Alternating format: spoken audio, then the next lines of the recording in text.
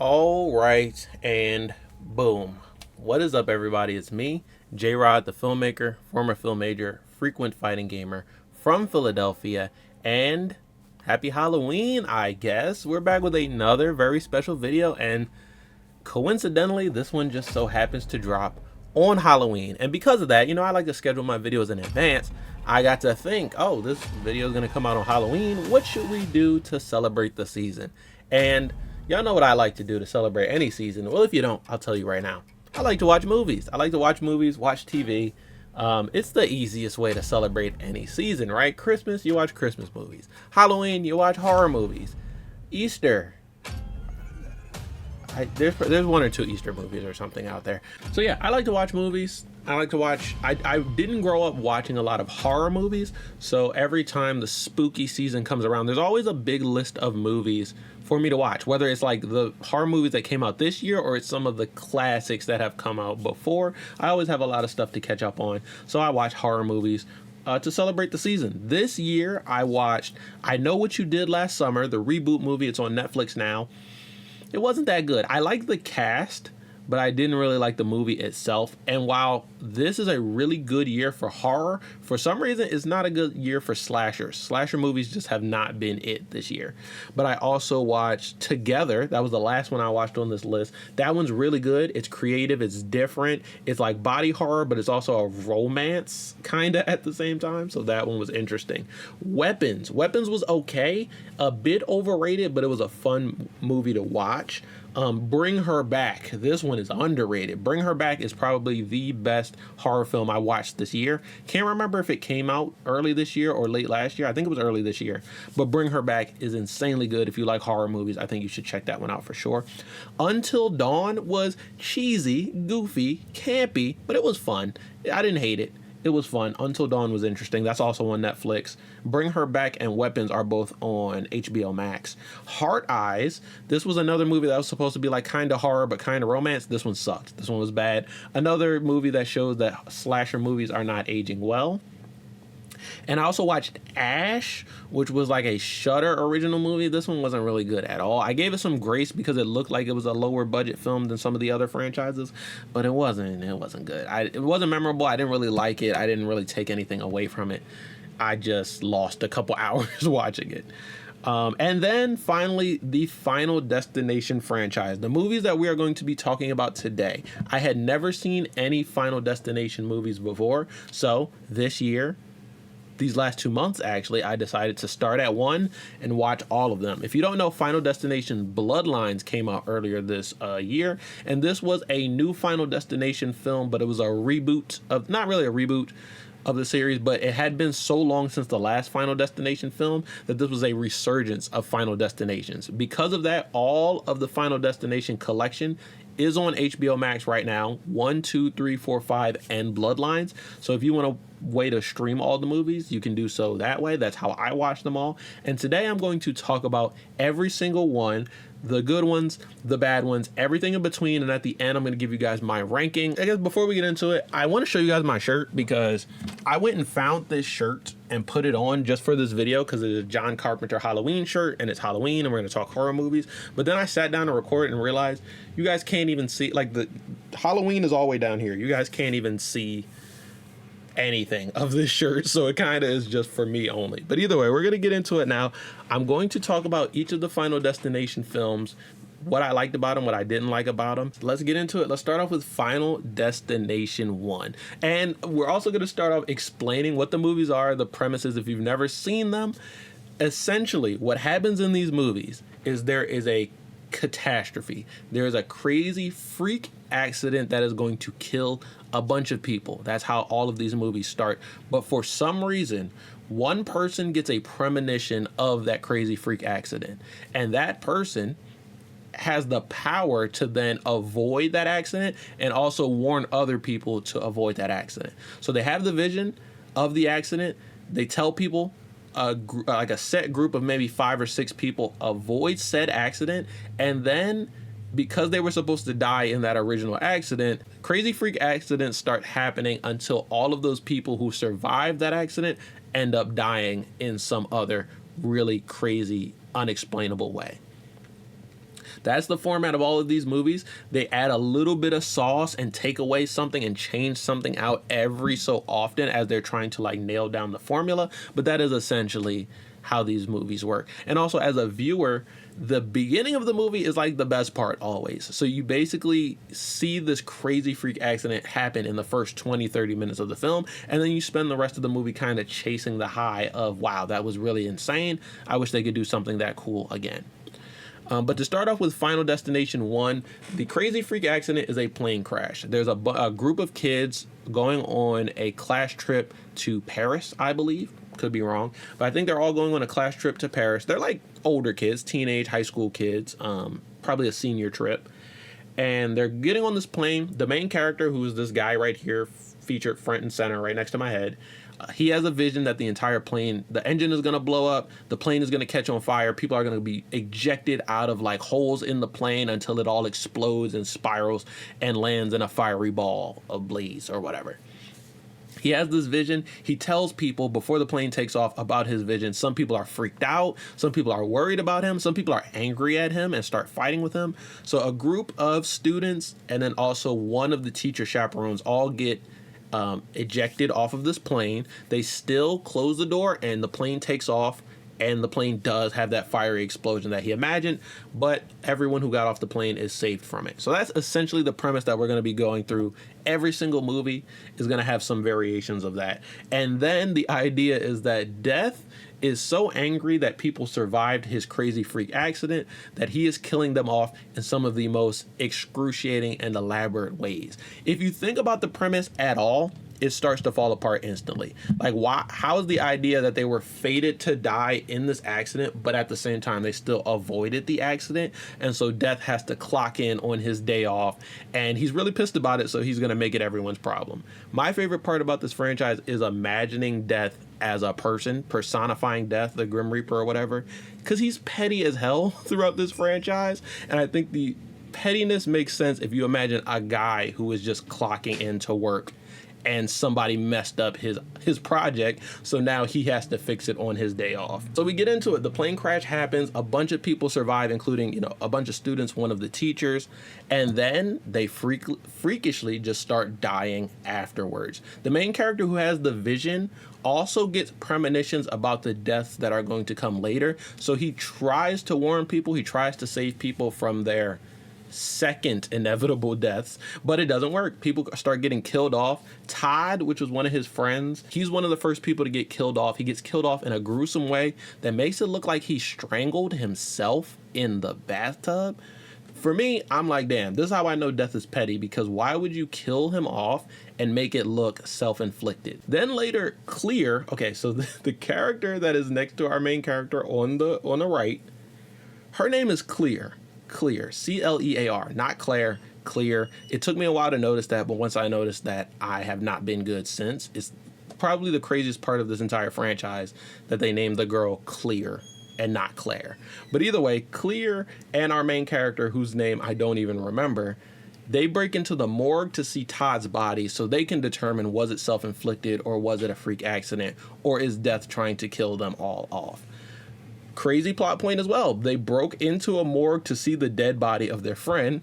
Crazy, but when they're in there, they meet Tony Todd's character, JB, and Tony Todd's character is a reoccurring, he's kind of a magical Negro.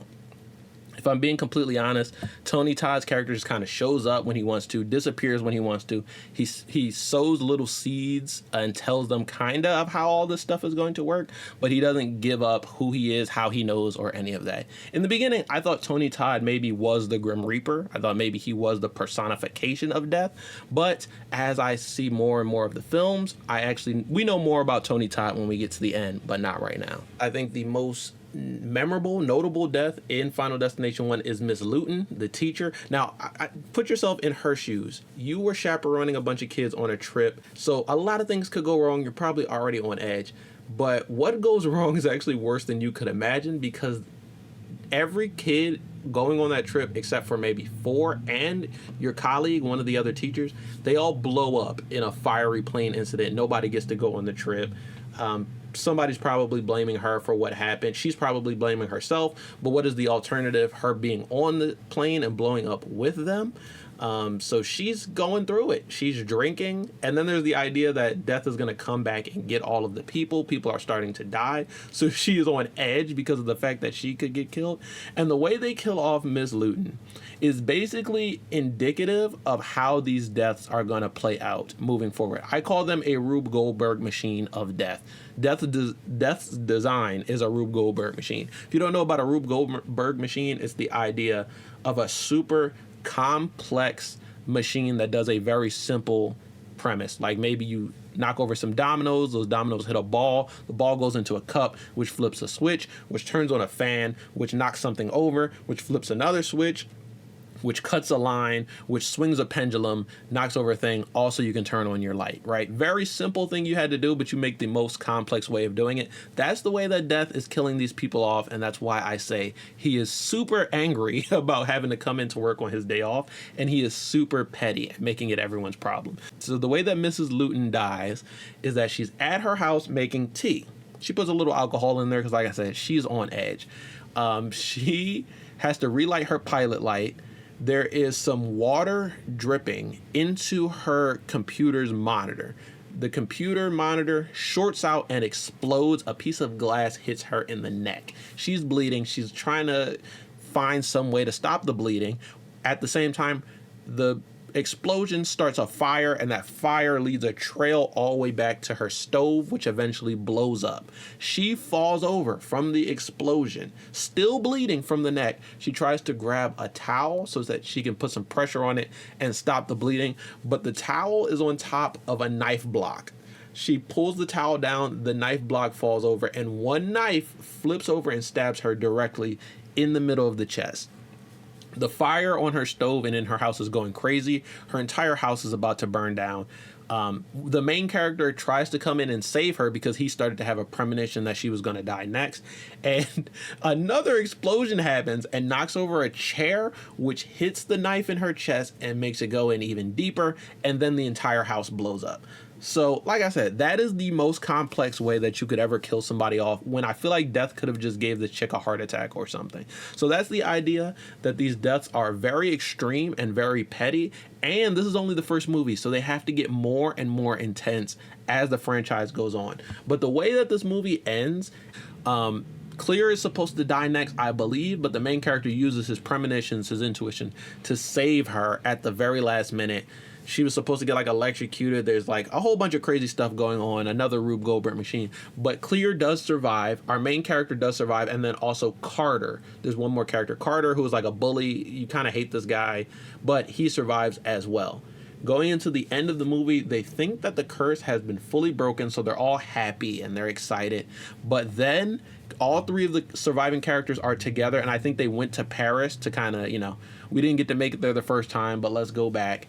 And when they're in Paris, a sign falls down. Carter gets absolutely smashed by this thing. Or maybe Carter dodges it. Either way, Carter dies. Carter gets killed at the very end of the movie. So they thought that they broke the curse, but it seems like they have not. So there were 3 survivors. Carter dies. Now there are 2 survivors, the main character and Clear. And that's the end of Final Destination 1. I forgot to mention, the main character in Final Destination 1 gets killed off screen between Final Destination 1 and 2. So we don't even get to see that death, but the implication is that there were 3 survivors, then there were 2, then there was 1. It's pretty good. It's creating the formula in real time, so the fact that some things need to be worked on is not a huge thing. It has a really solid start. It really knows what the people want. It has really good gore and has really good gore effects. The blood, the guts, and all of that seem really cool, really real, even though you know that it's fake and it's hella over the top. And one of my favorite parts about this franchise is it aged really well. You can watch the first movie today and it's still a really good movie with really good VFX. But now we're going to get into Final Destination 2. This one starts off, this one is kind of memorable because this is the log truck. Actually, hold on. So to talk about Final Destination 2, I had to get the log truck. This is probably the favorite character in the entire franchise. It's not a person. It's this log truck. Okay, everyone knows about this log truck, even if you have or have not seen the film. And there's a generation of people who got PTSD or other traumas or anxieties from this log truck if they've ever had to drive behind a log truck in traffic. But the way that Final Destination 2 starts off, we got a brand new protagonist, a bunch of new kids, and there is a huge pileup on the highway that kills a bunch of people. This log truck takes out a couple people. There's like a motorcyclist, there's a cop. All of our main characters, like the main kids, are in one truck. They're going on like a trip. They get absolutely demolished in the vision, but then the main character snaps back, warns everyone she can about the pileup that's about to happen, and she saves a bunch of people. Everyone in her car. I think there was a cop that she saved. There was the motorcyclist. There was apparently a pregnant woman somewhere in there. And all of the people who are saved are now on death's list. You guys know how it works. If you didn't die in the beginning, death is going to spin the block on you and get you in the end. But getting into Final Destination 2, this one is good and it has some improvement. All in all, it's not the most memorable. I think after this initial scene, after the pileup and the log truck, from there it just kind of starts to slowly peter out until it gets to the end. And there are some cool new things introduced. So what we do get in Final Destination 2, one of the characters played by T.C. Carson. If you don't know T.C. Carson, he was in Living Single. He also did the voice for Kratos in the original God of War games. He's in this film, and when shit starts to hit the fan and people start to die, he tries to take his own life. He tries to shoot himself, and it does not work. So this is another evidence of how petty death is. You're not allowed to kill yourself. He actually almost dies in one accident, survives, and then ends up dying later in a separate accident. So yeah, death is really drawing it out and really making you suffer. On this one, there are a few really good death scenes. There is one where a lady gets like straight up strangled by an elevator and a dude who's carrying around a bunch of hook hands. That one was interesting, but I think the most, like the craziest death scene, which actually a couple people die in this one. Most of the surviving main characters are all together in a truck, and they're trying to break the curse by finding the pregnant lady that was there and making sure she has the baby. Tony Todd kind of put an idea in their head that life can break the cycle of death. So if this lady has her baby, then maybe that will break the cycle. They're all driving, and they get into a car accident, almost hitting the pregnant lady that they're trying to save. The car spins out and crashes backwards into a stack of PVC pipes. The top PVC pipe is like cracked, jagged, and it's shooting through the driver's headrest. But fortunately, the person driving did not get impaled by said PVC pipe. They just narrowly avoided it. However, there is a tree that is going through the car door that's keeping her locked in place so she can't get out. Eugene, the guy that T.C. Carson is playing, he gets like impaled by something, so he has to go. They have to take him to the emergency room. He's going to get cooked later there. We'll talk more about that. But while she's trapped in this location, she decides, okay, I'm going to have a cigarette. That's kind of dumb. Also, a different car that is coming to respond gets punctured and starts leaking gasoline or brake fluid or whatever, some sort of fluid. So she's smoking her cigarette. The fire department come in to save her by peeling the door off with the jaws of life, something they normally do.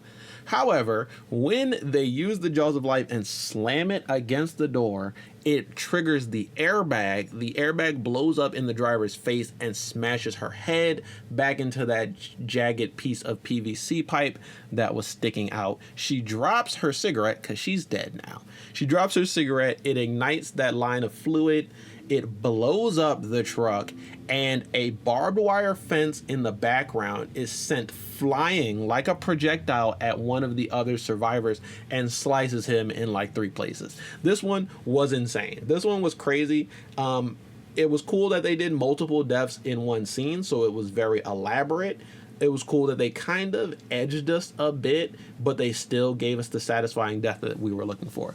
In the end of Final Destination 2, like I said, so Eugene gets air fried in the hospital, but so does Clear. Clear was the only survivor from Final Destination 1, and when she goes to try to save Eugene in the hospital, they just both straight blow up and get burnt to a crisp. So now there are no survivors from Final Destination 1 that are still alive.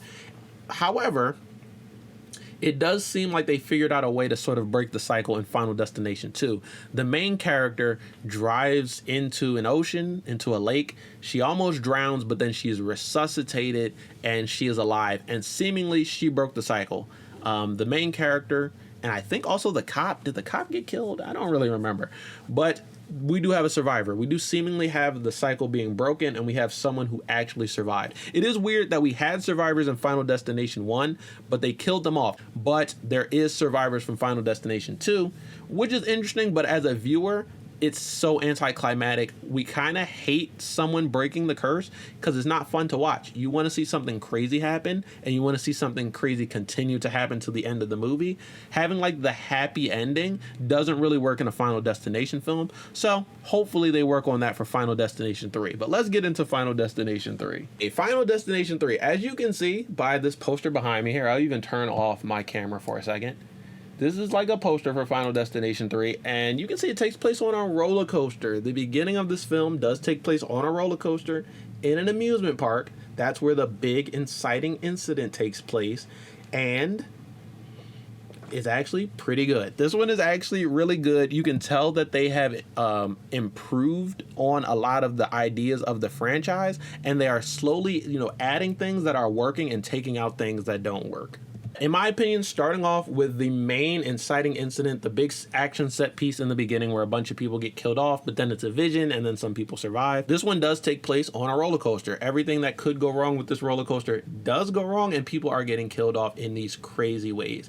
For an opening scene, this is my favorite one. The log truck in Final Destination 2 gets all of the praise and all of the fame. The roller coaster in Final Destination 3, I believe, is where this franchise peaked. But not only is the opening good, the opening is good, the middle deaths in between are really good, and also this movie ends really well. Before I get into the details, there's a couple things that interested me personally. It's probably why I really like this one. The color grade in this film is very different. You can kind of see it in this poster. The film is very high contrast, and there's also a lot of saturation. You can't really see the saturation as much in this poster, but the colors are really bright and they pop, and then the darks, the blacks in the image are also really dark, and that contrast makes things pop out and stand out, and I really love looking at it. Oh, and then also a lot of this movie, all of these movies are indicative of the period that they were created in. This movie is a lot about like digital cameras and digital camcorders becoming like consumer friendly. So like everyone has either a point and shoot digital camera that they can just hook up to a computer and look at the pictures and print them out themselves, or they have their own little home camcorder where they're making their own home movies on. So I grew up on that type of stuff. I had a hella camcorders. I probably have one just off camera that I can grab. I have one. Here's one. It's hella dusty, but look, like I have so many cameras and camcorders in here that I can just reach in any direction and probably find one that I'm not currently using. And I'm shooting this currently on a camcorder. I don't have a webcam. I use my camcorder as a webcam because of how like some of these elements were interesting to me, nostalgic for me. I think that's another one of the reasons why I like Final Destination 3. But to grade it on the same scale that we're grading all of these other films on, the beginning, really solid. There were a couple really good deaths in the middle, and then the ending, they did something new that was great and that they will continue to do in the other films. So let's get into it. The beginning, like I said, the roller coaster, really solid, really gory, really extreme, shot really well. Then in the middle, this is another one that has a female protagonist. In the middle, there are some insanely good death scenes. My two favorite ones are going to have to be, first, the tanning bed. I think the tanning bed scene should be as iconic as like any other death in the franchise, the log truck or anything, because it really works. It's really drawn out. It's really gruesome, and it's like a torture chamber. I'm going to explain this, try to do it too fast. Two of the characters that survive the roller coaster thing are going to get tans. They go to this tanning place all the time. They know the guy that works there, and they're like, you know what, hook us up. You can go talk, because he's talking on his phone to like his girlfriend, even though his boss tells him not to. Go ahead and talk on the phone. We'll set ourselves up with the tanning bed. We know how to do all this stuff. We'll be fine. He says, okay, but make sure you don't take that drink in there. She has a drink, like a big gulp from 7-Eleven. She takes the drink in anyway. They go and do the tanning bed themselves anyway with no supervision. The guy goes out back, but he props the door open with a bottle of tanning lotion. Everything goes wrong as per usual. The drink that she has starts to short out some sort of temperature or wattage control for the tanning beds as they get in there. The guy who works there actually locks himself out back because that tanning lotion, he held the door open, just gets smushed and the door closes behind him. He can't get back in. The temperature control, like I said, starts to go haywire, and the tanning bed turns itself up way higher than it should legally go. They can't get out because a board fell over in between the two tanning beds and locked them both closed at the same time. Inside the tanning bed, the temperature is going way too high. They're burning up. The light bulbs are breaking and bursting inside, so there's broken glass, there's heat. As soon it gets too hot and it creates a fire, both of the characters are burning up inside of these tanning beds, and they cannot do anything to get out. It's gruesome.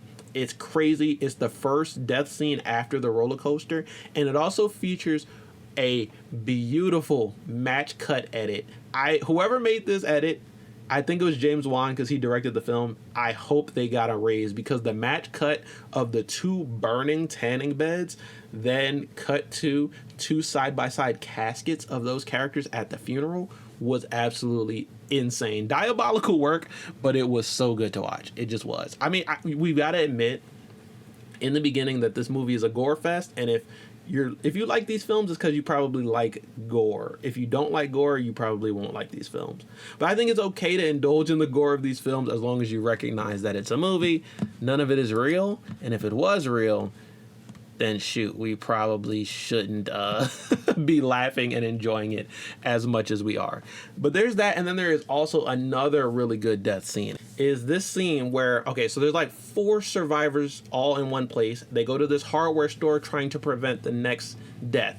They don't necessarily know who it's going to be because there's a couple, and so they think one of the members of the couple is going to be the next one to die, but they're both working at this hardware store, so they can go talk to both of them at the same time. They're looking out for anything that could happen. It's a hardware store, so there's a lot of things that could go wrong. The guy is like slicing on a circular saw where he almost falls onto it. There's stuff high up in the warehouse that's like falling down on top of them. They don't know it yet, but there's a forklift in the back that's like driving itself, pushing shit over, lifting stuff up. Hammers are falling. It's crazy. But the way that the death actually happens, stuff starts tumbling and falling over. Wood slats are falling on the characters. They don't know what's going to happen, who's in trouble. And then at the very end, something pierces this bag, which causes the girl to fall back onto this rack of different hardware tools. And she lands on or in front of a nail gun. But instead of like the nail gun going off and just shooting her, the nail gun shoots her in the back of the head, and the nails come out through the front, basically.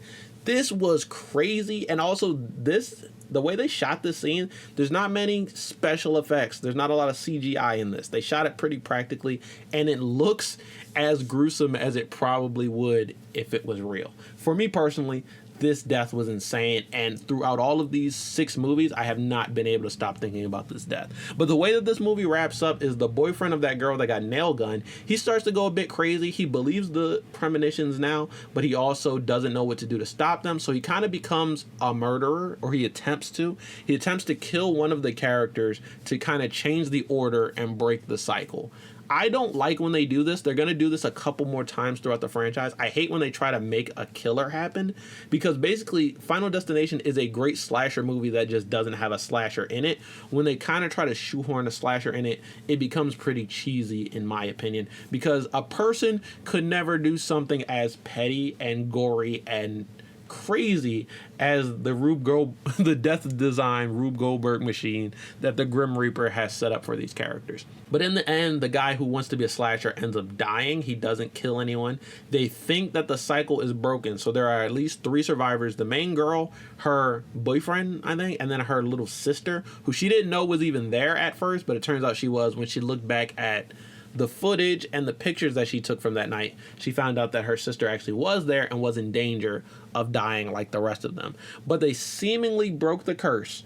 A whole ass year has passed. The main character goes to visit her sister in New York, or the sister goes to visit her, something like that. They're all visiting each other on the subway, and then the other survivor is there as well. They didn't know he was there. But once they realize they're all there in one place, then they're worried, because they're like, well, this would be the great time to kill all 3 of us off at once. And that's basically what the writer said too. So they all get killed off at once. The subway derails. People are flying out of the windows, getting crushed, getting crunched. The whole subway car goes off the track, does some flips, get crunched like it can. crazy stuff. In the beginning, you get a really crazy death scene, and then you're kind of chasing that high throughout the movie.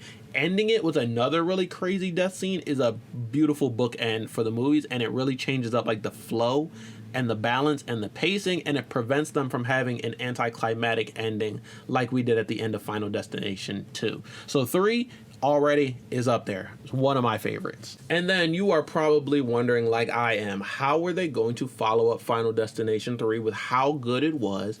When are we going to come back with another one? And is it going to surpass the high expectations that were set by Final Destination 3? Well, I'll answer that. No, it won't. Final Destination 4 absolutely sucked. When I was making this thread and I started with the first movie, I had a friend, a mutual follower of mine on Twitter, who told me, you might want to skip Final Destination 4. And I took that into consideration, but in order to make this video, I had to watch all of them and give them all a fair shake. I do know why now they said I should watch Final Destination 4. If you only want to watch the good movies, skipping Final Destination 4 makes perfect sense. But if you want to watch all of them like I did to get like a full idea of the franchise, unfortunately, you're going to have to watch and endure Final Destination 4. So let's get into it. Final Destination 4 is the racist one. Why are you reading Mein Kampf? I'm racist now. Oh, all right. Why is it the racist one? I don't know. I didn't make it racist, but it is the racist one. There is a black guy who gets the N-word, hard R, slurred at him in maybe the first 20 minutes. The movie takes place, the start of it takes place at a NASCAR race. So I guess they thought that, oh, well, we got to make some of our characters racist because it's a NASCAR race. So one of the main characters is the guy who slurred the black guy for no reason. He also tries to burn a cross on that black guy's lawn. He's also wearing a Confederate flag shirt. And his ringtone is the song I Wish I Were in the Land of Cotton. There is like musical refrains in a couple of these films. A song will come on, and that's how the main character knows that something bad is about to happen. Someone is about to die. In this movie, I Wish I Were in the Land of Cotton is that refrain. So not only does that character have it as his ringtone in the beginning, but a seemingly different person has it as his ringtone in the end. And you're like, oh, we just love slave songs now? Like, we were just listening to these songs casually and making them our ringtones? I don't know who decided to make this the racist one, but it is the racist one. The black guy also tries to hang himself in this movie as a way to get out of it. He tries to kill himself in a couple ways, but the way they show us is that he tried to hang himself. So, 100%, this is the racist one. And that's not even why this movie sucks. Well, it's part of it, but that's not even the complete idea of why this movie sucks. Like I said, I'm comparing all of these movies based on their start, the deaths in the beginning, and their ending. This has one of the weakest starts. This has some of the weakest deaths in the middle, and has one of the weakest ends as well. Like everything that you look for in these movies, it was weak all throughout. Also, it starts to do this thing where it becomes really anticlimactic. They're trying to subvert audience expectations because by the fourth movie, we know what we're expecting. We know what we're going to see. So they have to kind of, pump fake us a little bit. They don't really do a good job at pump faking us because basically they'll set up a really good death scene and then no one dies. Or they'll set up a really good death scene, have you looking at this one character, and then someone else dies in a very corny, anticlimactic way in the end. But yeah, they kind of started to do too much with their own formula, and instead of just playing it out straight and making another good movie, they were trying to get a little bit more clever than the audience, and it didn't work out at all. So in the beginning, the big action set piece in the beginning takes place at the NASCAR track. Like I said, there's a big crash where like car parts starts flying. A girl gets crushed by an engine. The whole fucking thing starts to catch on fire. Pieces are flying. People are going every which way. Another reason why this movie is not as good as the other ones is because it heavily leans on CGI as opposed to practical effects, and at the time those CGI effects were very new, so they were very rough and all of them don't work. Also, they use a lot of 3D animation, like when a character is having a premonition of how someone is going to die, instead of it being like a footage of what's going to happen, a vision of what's going to happen, it's like 3D animated objects just kind of flying towards the screen. The movie was in 3D, that's why. So they were trying to use that animation to sort of show off the 3D effects so that the audience would be excited, but watching the movie years later in 2D, it just feels cheap and corny and lazy. Here's that. Like, I could talk about the film. I will say that there are there potentially there could have been some more fun deaths in this film, but a lot of them don't actually get resolved. You don't get the satisfying catharsis of it ending. So there is one part that I call the dueling deaths, where two characters are equally in trouble of getting killed. They were also a couple, and so in the vision they got killed around the same time. So the main character doesn't know who to save, doesn't know who's in trouble of getting killed off next. One of them is at the car wash in her car, about to get it washed. Her sunroof malfunctions and is open. So as she's going through the car wash, water starts to pour in through her car. She tries to do whatever, roll down the window, stop it. Nothing is working. Eventually the water gets so high that she's about to drown. So she sticks her head out of the sunroof that wouldn't close when she wanted it to close. As she sticks her head out, the sunroof closes on her head. So now she can't go in or out. She's just stuck with her head exposed, and the car wash is still operating. So the little brush spinning thing that's going to wipe over the top of your car, it's about to come and knock her fucking head off. Crazy setup, really intense. Your heart is racing throughout it, but she does not get killed. She gets saved at the last minute. Her head's still stuck in the thing, but they stop the car wash. They let the water out. They get her, and she's saved, and everything. We did it, yay! While at the same time, her boyfriend, who was at a pool, he's also going through a death scene. He drops a coin into a pool. It gets sucked down into the filter, and it breaks something, so that the suction of the pool is much more than it should be. It pulls him down into the pool, and this part, his butthole, he's hole to hole with the suction hole of this pool. His butthole is connected to this thing, and the pressure gets so crazy, it sucks his innards out through his butthole, and he dies in the bottom of the pool. Sounds crazy, but it's a lot less interesting of a watch, and it was a lot less anxiety inducing. There was a lot less setup, a lot less build up for his death than for the other one. So it kind of sucked that they showed us two deaths, and then the cooler one doesn't get ended. The cornier one is the one that they go with instead. On paper, it was a cool idea to do dueling deaths, where two people could potentially die at the same time, and both of those things are going at the same time, cutting back and forth between the other. But the ending of it didn't feel satisfactory, because they set up more for the death that didn't pay off, and they didn't set up anything for the death that did pay off. Then in the end, there's another anticlimactic death. At the very end, there's a couple characters that think they survived. I think there's 3 survivors left at this point. 2 of them, the 2 girls that are left, go to a movie theater to see a 3D movie. The main character has a vision of what's going to happen. The theater is going to catch on fire and explode, and when there's an explosion in the 3D movie, parts start shooting through the screen and kill the people watching the 3D movie. A 3D movie inside a 3D movie. I know, it's meta. All of this is happening. There's the explosion in the theater. One girl gets killed, but the other girl, who is like the main character's girlfriend, she notices something is wrong, so she gets up and leaves. Avoids getting blown up in that initial explosion, but that explosion creates chain reactions. The whole mall is starting to explode and shake and break, and her boyfriend meets up with her. They try to get out via the escalator, but the stairs on the escalator start to fall apart, and it's just these really fast spinning gears and chains, and the girlfriend gets sucked into the chains and gears of the escalator. This was gruesome. This was disgusting. This made you cringe, and it, like, every bone in your body, you could just kind of feel it. That's how visceral this was. But this didn't actually happen, because this was part of the vision. So then they rewind all the way back to when the black guy got hit by the ambulance. He gets hit again. He can't save the black guy for whatever reason, but he uses the idea of the vision to save his girlfriend and the other girl.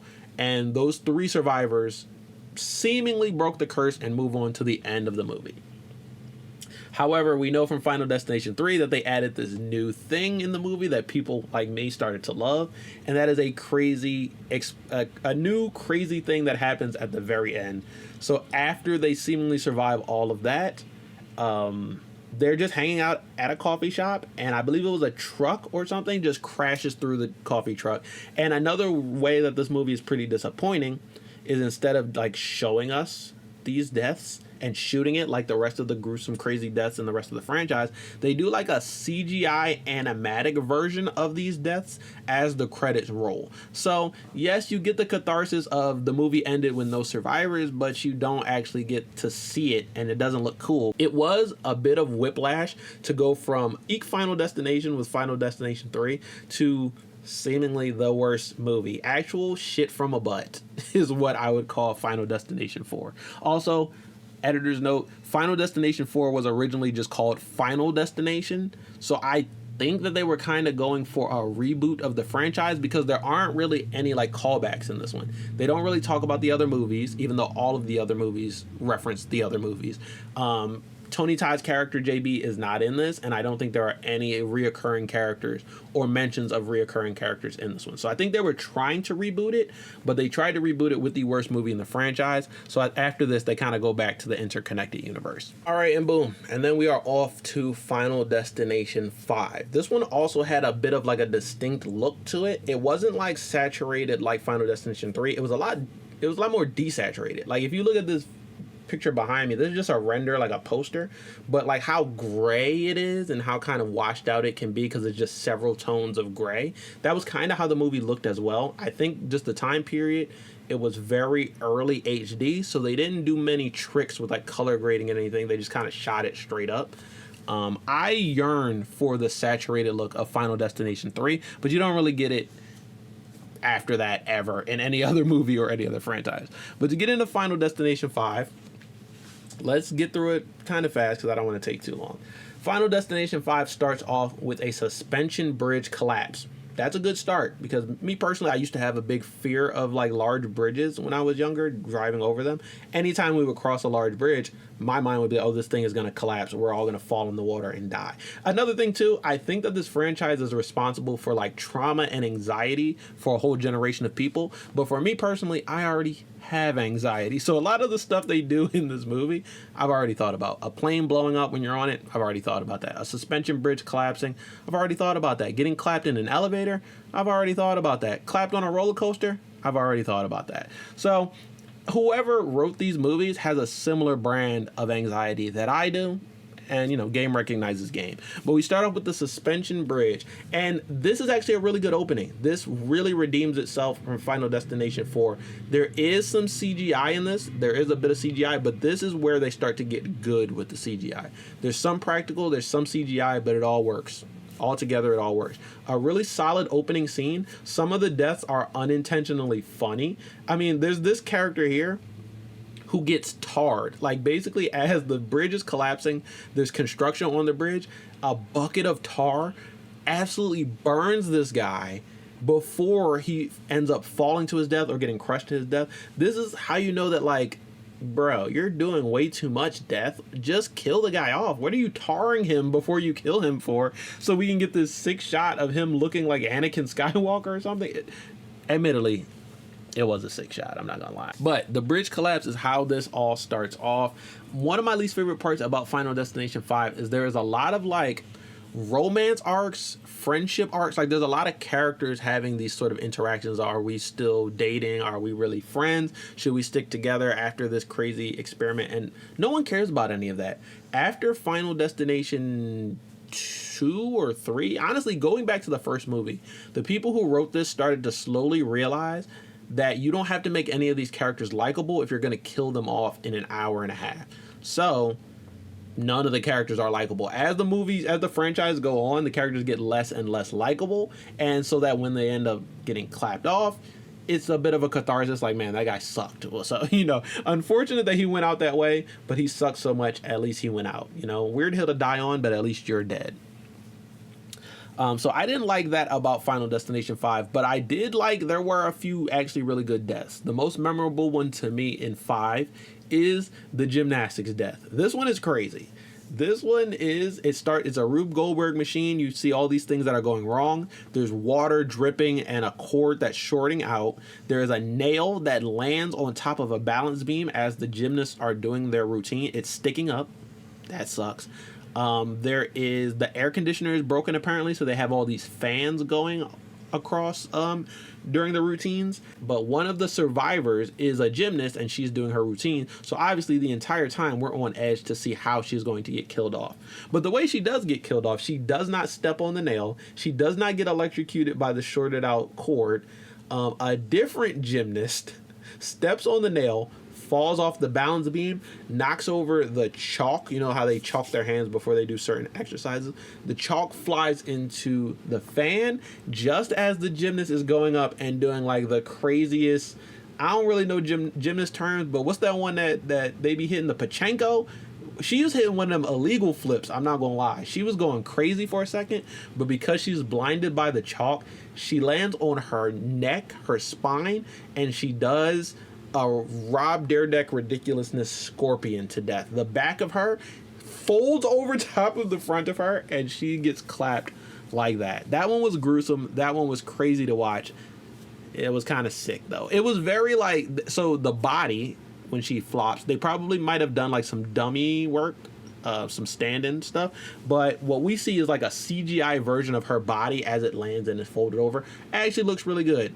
This is why I can tell they started to get a lot better with the VFX going into Final Destination 5. Now they can use some CGI, some practical effects, and it comes together to make actually something that is believable. I believe Tony Todd's character comes back in this one. He's not in every movie, but he is in most of them. There is also Courtney B. Vance, who plays a detective, and personally, anytime they introduce a detective that's trying to figure out what's going on, or they introduce a character that becomes a slasher to try and break the cycle, both of those are kind of equally corny in my opinion, and just take up time. And that happened, both of those happened in this one. Courtney B. Vance is trying to solve the case. One of the characters, I think it's the boyfriend of the girl who got cracked her.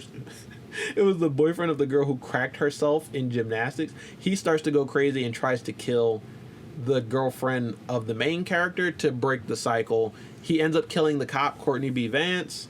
He doesn't kill the main character. They think the cycle is broken and they move on like every other film. But as you know, so the cycle actually was broken back in Final Destination 2, but every other movie besides 2, the cycle cannot be broken and everyone ends up dying. So how do the characters end up dying? There's actually 3 remaining survivors in this one. There's the 2 main characters, and then there's this black guy who was there, who was just kind of avoiding stuff, and he ended up, living until the very end.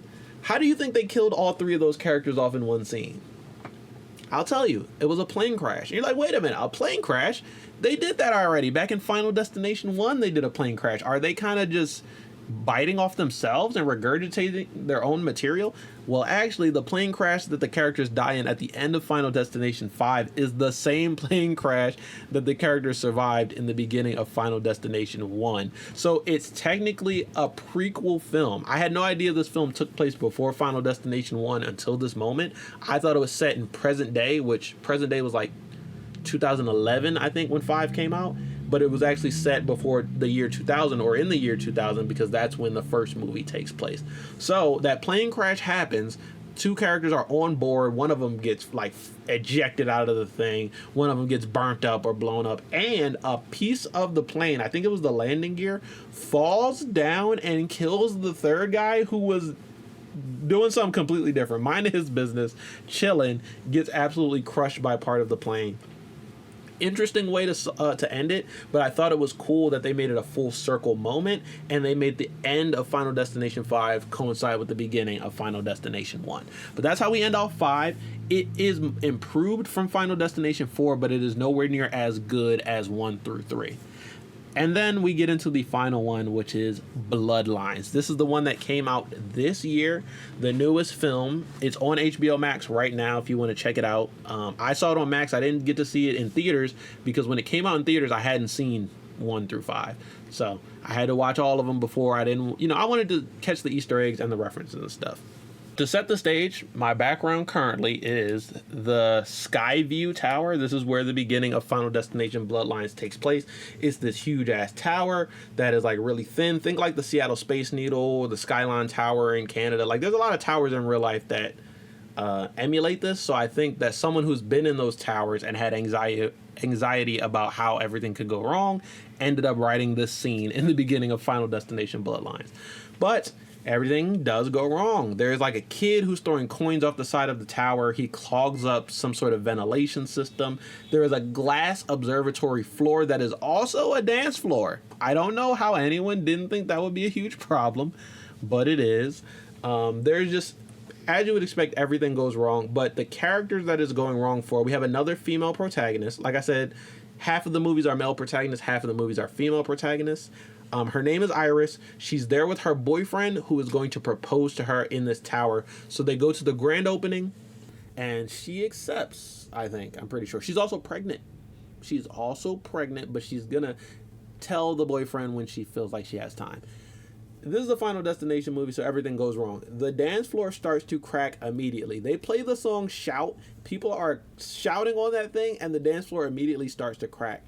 The funniest part about this movie to me is that there's always some sort of cause for why everything goes wrong, and usually it's Death's design. It's him in the background pulling strings.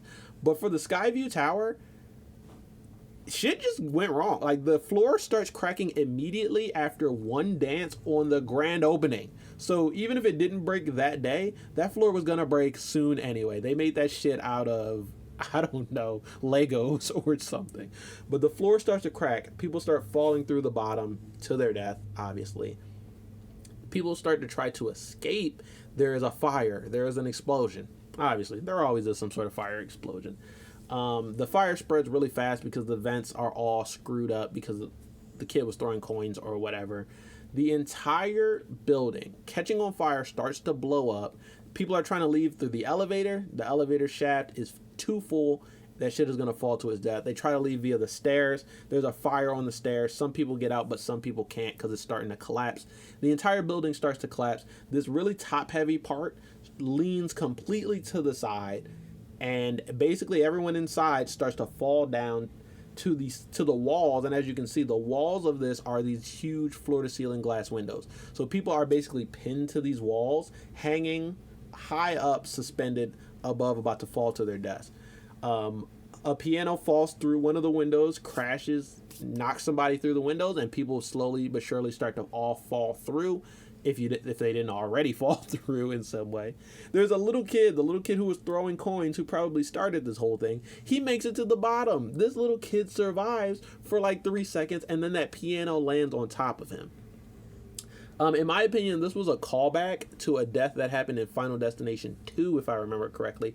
There was a little kid who was in the dentist's office. He almost suffocates, but he gets saved last minute. And then as him and his mom are leaving, all holly jolly, like we broke the curse, a plane of glass just falls on this kid and absolutely smashes him. Whoever makes these movies has some sort of unnatural obsession with crushing kids under things, which is crazy. But the kid in Bloodlines kind of deserved it. He sucked, you know. That's, like I said, the characters suck so that when they die, you can be like, he kind of deserved it. Everyone in the Skyview Tower gets absolutely killed in some way or another. The final two survivors are this young boy and then Iris, our main character, who got proposed to, who is currently pregnant. She's trying all she can do to save this young boy. She ends up falling out of the tower, and this is the worst, most gruesome thing that the movie has ever done that wasn't a kill. Iris is hanging on the side of this tower by her engagement ring. There's 2 nails sticking out of the building, and they have pinched her engagement ring and her single finger, and her entire body weight, plus the kid that she's holding on to, is dangling from one finger and these 2 nails. And slowly, the nails and the ring start to deglove her finger. If you don't know what degloving is, don't look it up. And I'm not even saying that like, you should look it up. Don't look it up. You actually, for right now, are better off not knowing what it is. But if you do know what it is, you know that that is some shit that is terrible to watch. And they did it, and eventually Iris and the young boy fall down to their deaths. They die. But as soon as the main character dies, you know it's a vision, and then they snap back to the present day. However, one of the main differences between this movie and the rest of the franchise is that when Iris snaps back to present day, it's not actually Iris. And when she snaps back, it's not actually in that same moment that the Skyview Tower is going down. This takes place in the past, 60s, 50s, I don't know, somewhere in the past. And when the vision ends, it snaps back to a girl in present day who is in her dorm room and having nightmares about this premonition, about this vision. So that's different. The person in the vision is not the same person having the vision. That's something they hadn't done before. But it turns out the person in the vision is her grandmother. She doesn't know her grandmother because her grandmother is estranged, and her grandmother survived this event and then went into hiding because almost all of the people that were at that Skyview Hotel, she did have the vision, she did snap back, and she did save the people from dying in that event. But slowly but surely, all of those people were killed off, like how all of the other movies go. This was interesting because we thought that Final Destination 1 was the beginning of this stuff. Then Final Destination 5 turned out to be a prequel. And then this movie actually, although it's a sequel, it features a flashback to something that happened well before the events of any of the other stories. So Final Destination 5 was a prequel disguised as a sequel. Final Destination Bloodlines is a sequel disguised as a prequel. Like we've established before, death is petty as hell. So the fact that she has survived for so long pisses Death off a lot and makes it so that he wants to kill her real dead. I'm just gonna go ahead and say that. But also, this kind of puts into context for me how Death made so many mistakes in Final Destination 1 through 5. Because in my mind, we're talking about Death as a person, and we're talking about killing people as like his day job. Imagine that you had somebody who slipped through the cracks years ago, 60 years ago, and they're still alive. You're gonna kind of drop the ball on the work you're currently doing if you already have like one eye on this case from the past that you messed up on. So that makes a lot more sense for me. However, when our main character visits her grandma Iris, Grandma Iris is dying of cancer. She has nobody to tell about and warn about, so she risks her life to tell our main character to avoid death. Here's what you got to do. Read this book. Blah, blah, blah. Death is going to come for our whole family because I was supposed to die. And because of that, none of my family is supposed to exist. So that's different too.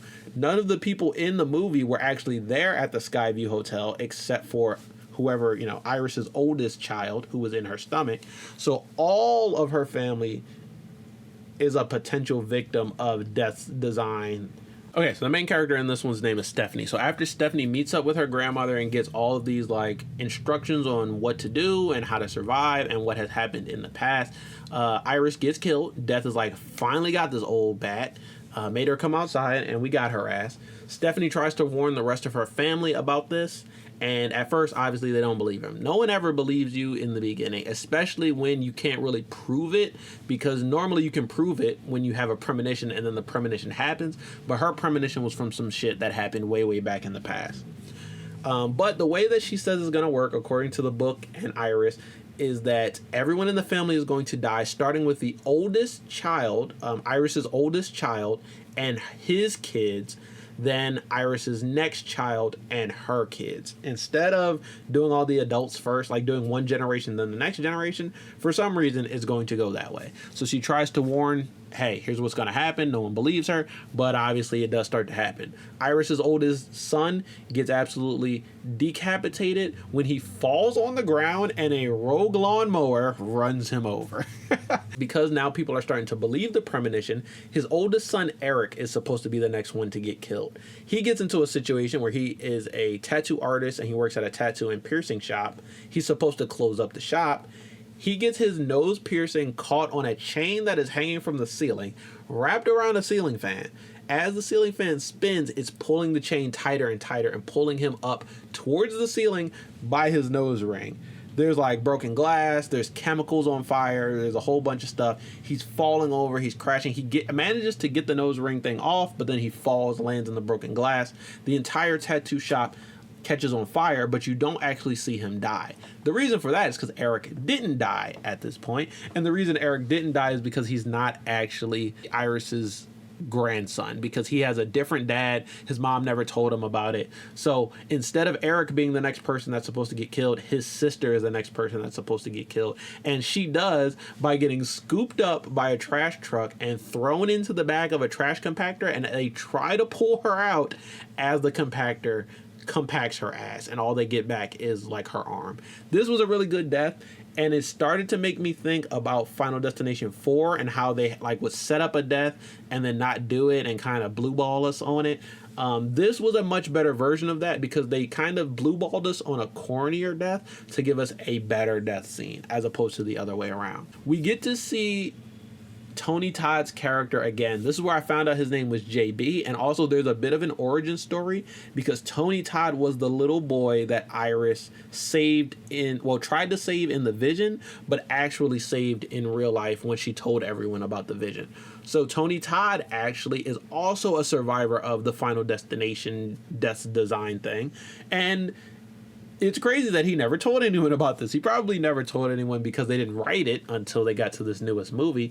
But assuming all of this was real and that he knew at the time, he should have gave people a little bit more hints and inclination about how to survive, because Tony Todd and Iris are the longest survivors of Death's grand design. A lot of people in this franchise have not survived even like a year after the inciting incident happened. So he knows something that we don't know. But also, this is not just Tony Todd's last time in the franchise. This is one of Tony Todd's last roles ever, which is so unfortunate because I was a huge fan of Tony Todd. I'd never seen the Final Destination movies till this year, but I mean, Tony Todd in Candyman, Tony Todd voices Venom, Tony Todd was in the Indiana Jones video game, and so I've been a huge fan of him for years. I liked seeing this movie and how much of an integral part he had to these films because I just really didn't know. And it's sad that he had to go, but I did enjoy seeing him get to do one more role and get to grace our screens one more time. Because he is a horror icon at this point. I thought in the beginning that he was Death incarnate. I thought at one point that he was the person giving people visions on how to defeat Death. I don't think either of those are true. I think he was literally just a dude, a normal person who survived one of these encounters himself when he was really young. But he was an integral part to the story either way. But what Tony Todd does tell them is don't try to cheat Death because it'll piss him off and it'll make him even more petty. And despite that, Eric and Bobby do try to cheat Death. They try to, Bobby has a peanut allergy, which is established early in the movie. They try to give him peanuts and then give him his EpiPen to avoid him dying at the very last minute and break the cycle that way. Doesn't work. Not only does Bobby actually die, but Eric also dies. The character that was not gonna die at first because he wasn't biologically related to Iris, he actually gets killed in this scene. They both get killed by an MRI machine. Eric gets folded in half backwards and shoved inside of the MRI machine. And Bobby, who just survived the anaphylactic shock, he does make it to the EpiPen and he injects himself. He actually gets impaled by a spring that flies out of the vending machine and sticks to the MRI machine because it's magnetized. That spring just straight up impales him through the head. So they're both dead, and they're like extra dead because they try to go against Death.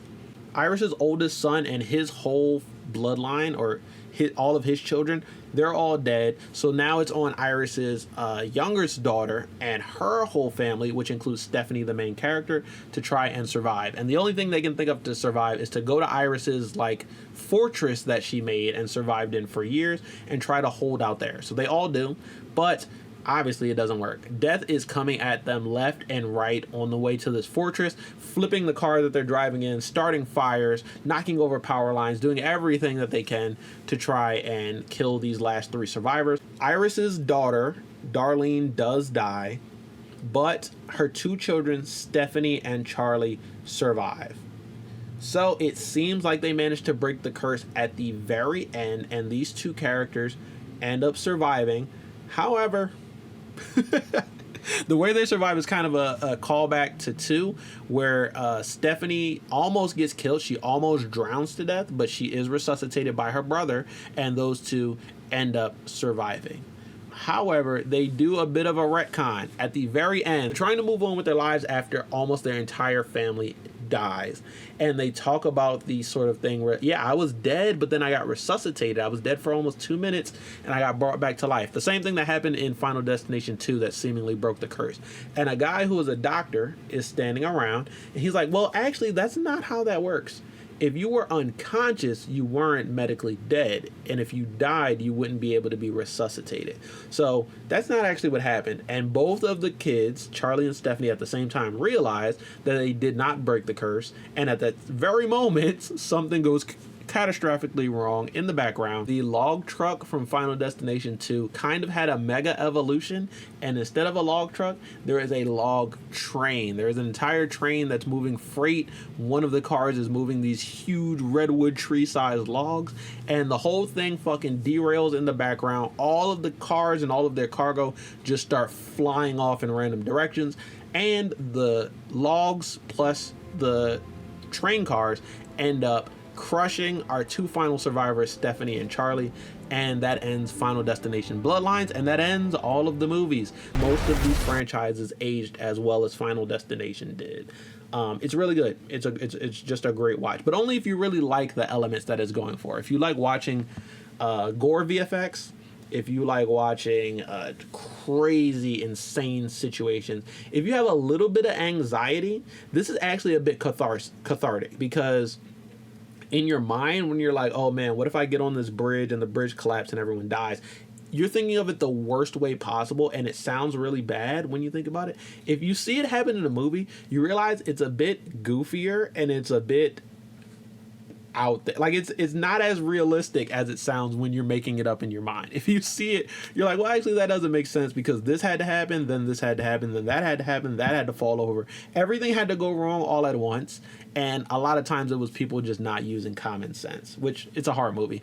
You're not allowed to use common sense in a horror movie. But that is it. That is all the movies. Those are my I tried to be short, I tried to be brief, but I ended up talking about these movies for as long as one of these movies' runtime is. I love the runtime of these movies. All of these movies are less than 2 hours. Most of them are like an hour and 30 minutes. One might have been an hour and 20 minutes. One might have been an hour and 45, but an average of an hour and a half is the perfect runtime for these films, because you're not lingering in it too long. And after you get the inciting incident of what happens in the beginning, it's constant action. It is constantly firing on all cylinders until it gets to the end. It's action packed in that sense. So I think that the pacing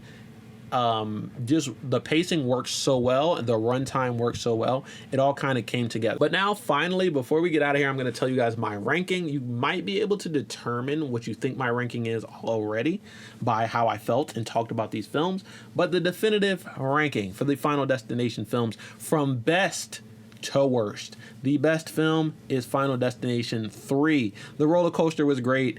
The ending was great. The beginning was great. There's some really good kills in the middle. It doesn't linger for too long. Final Destination 3 is amazing. Then there's one, the one that created the franchise. Obviously, they needed to flesh some things out a little bit more, and they needed to define the rules a little bit more, but it set up the premise in a really good way, and honestly, it's the film that gets you hooked to watch all the rest of the films. So it had a lot of heavy lifting and a lot of things to do, and it did those successfully.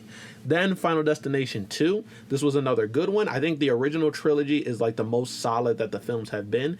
It was starting to improve on some things from 1, but it didn't quite get there to what 3 had. But 2 was still really good. The log truck is fine. And like I said, the log truck is probably the favorite character in the entire franchise. Then I would say Bloodlines is up next. Bloodlines was fun because it changed up a lot of the rules, kept you on your toes, but at the same time, it still gave you what you expected to get from the franchise. There were some times where they subverted your expectations, but they didn't make it anticlimactic like some of the other movies did. Then Final Destination 5, much improved from 4, but it doesn't quite live up to the original ones or even Final Destination Bloodlines. Like I said, I really did like that they made this one a prequel, so it's full circle. That was unexpected, and that was great. But the movie itself, in the middle, the beginning, and the end, could have been a bit stronger. It was a good bounce back from 4, but, you know, the fact that it needed to bounce back kind of made me a little less receptive to 5. But 4 was definitely Final Destination 4, aka Final Destination, the 3D one, was the worst movie. This one was bad. I mean, it was bad for the reasons I mentioned. There was no reason for it to be racist. There were a lot of attempts made with the 3D animation that just did not stick. There were a lot of characters that just wasted a lot of screen time, and this was one where they did a lot of anticlimactic deaths because they were trying to set up and subvert expectations, and really all they did was mess up their own payoffs. Like, it's like having Chekhov's gun, and instead of seeing Chekhov's gun go off and actually that's how somebody dies. Chekhov's gun kind of gets thrown into a pond and then someone gets hit by an ambulance. That's basically how I would describe Final Destination 4. But those are all of the films in the order that I think they should go in. 3, 1, 2, Bloodlines, 5, and then 4 as the worst one. But you guys should check the movies out yourself and let me know what your ranking is. So comment down below, what is your favorite Final Destination movie? What is your least favorite? You can do the full ranking of all the movies in the comments if you want. Also, let me know what are some other horror movie franchises that you think I should get into. I probably won't really get into them until next year when I need another franchise, but I did Scream 1 through 3 last year. I did Final Destination 1 through 6 this year. What should I do next? I could do Halloween. I'm wearing the Halloween shirt. I could do Friday the 13th or like Nightmare on Elm Street.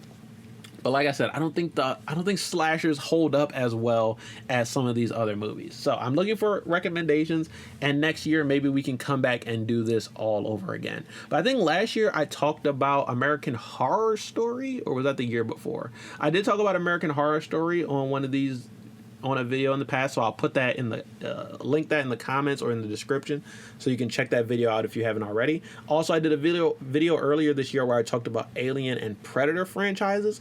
There was a debate on whether you consider Alien to be a horror movie or a sci-fi movie. I 100% think it's a horror movie, even though it takes place in space. Honestly, I think all movies that take place in space are horror movies, but maybe that's the subject for a future video. So check out the Aliens and Predators movie that I did where we're talking about like Predator Badlands, Alien Earth, Predator Killer of Killers, and Alien Romulus and other films. And I think that's all of the like horror themed videos that I had, but if I find any other ones, then I'll put those in the description or the end card or a card up above. But before we get out of here, do me a favor and boom, hit me with the 3-hit combo. I need you to slash the like button like Jason, spear the subscribe button like, who has a spear? I don't think anyone has a spear. I don't think there's any horror movie villain that has a spear, but spear the subscribe button like Candyman and kick the notification bell like Michael Myers himself or Michael Myers. Hopefully y'all get that reference, or I just did all that for nothing.